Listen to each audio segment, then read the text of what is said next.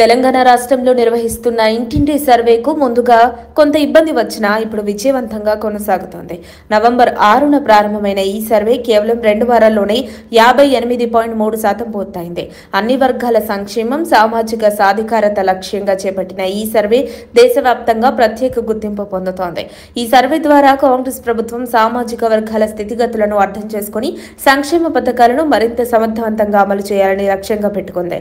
రాష్ట్రంలో ప్రారంభమైన కులాల కూర్పు దేశానికి ఆదర్శంగా నిలుస్తుందని, రాహుల్ గాంధీ నాయకత్వంలో దేశవ్యాప్తంగా కాంగ్రెస్ కులగణనను అమలు చేస్తుందని ఉప ముఖ్యమంత్రి మల్లుబట్టి విక్రమార్క పేర్కొన్నారు.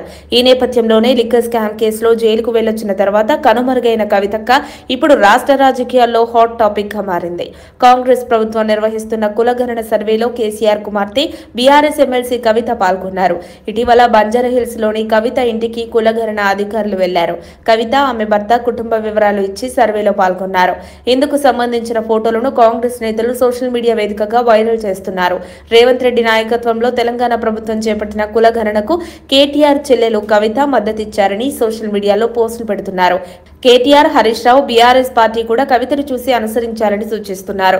కులగణనలో కవిత పాల్గొన్న ఫోటోలను కాంగ్రెస్ నేతలు వైరల్ చేస్తున్నారు. మరోవైపు బీఆర్ఎస్ శ్రేణులు కూడా ఈ ఫోటోలను వైరల్ చేస్తున్నారు. ఎమ్మెల్సీ కవిత కులగణనకు సహకరించారని పోస్టులు పెడుతున్నారు. జనాభా దామాషా ప్రకారం రిజర్వేషన్లు అమలు చేయాలని ఎమ్మెల్సీ కవిత మొదటి నుండి పోరాటం చేస్తున్నారని కామెంట్లు వేస్తున్నారు. గతంలో జనాభా దామాషా ప్రకారం రిజర్వేషన్ల కోసం పలు సమావేశాలు, సభలు, రౌండ్ టేబుల్ మీటింగ్స్ ను కవిత ఏర్పాటు చేసిందని గుర్తు చేశారు. తాజాగా రాష్ట్ర ప్రభుత్వం తీసుకున్న నిర్ణయం మేరకు కులగణన విషయంలో తమ వద్దకు ఎన్యూమరేటర్లకు కవిత అన్ని వివరాలు అందజేసిందని చెబుతున్నారు. ఈ సందర్భంగా కాంగ్రెస్ పార్టీ హామీ ఇచ్చినట్టుగా కామారెడ్డి డిక్లరేషన్ ను అమలు చేయాలని కవిత డిమాండ్ చేసినట్లు చెబుతున్నారు. కాంగ్రెస్ పార్టీ హామీ ఇచ్చినట్టుగా బీసీలకు 42% రిజర్వేషన్ అమలు చేయాలని కవిత కోరినట్లు ఆమె అనుచరులు సోషల్ మీడియాలో పోస్టులు చేస్తున్నారు. అయితే ఈ ఇంటింటి సర్వేకు కేటీఆర్, హరీష్ రావు సహా మరికొందరు బారాస నేతలు అడ్డంకులు సృష్టించగా ఎమ్మెల్సీ కవిత మాత్రం ఎలాంటి పట్టింపులకు పోకుండా రేవంత్ ప్రభుత్వానికి సహకరించడం శుభ పరిణామమే అని విశ్లేషకులు చెబుతున్నారు.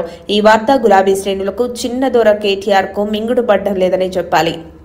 అప్డేట్స్ కోసం మా కాయ్ టీవీని సబ్స్క్రైబ్ చేసుకోండి. మా వీడియో కనుక మీకు నచ్చినట్లయితే లైక్ చేయండి, షేర్ చేయండి. మీ విలువైన అభిప్రాయాలను కామెంట్ బాక్స్లో తెలియజేయండి.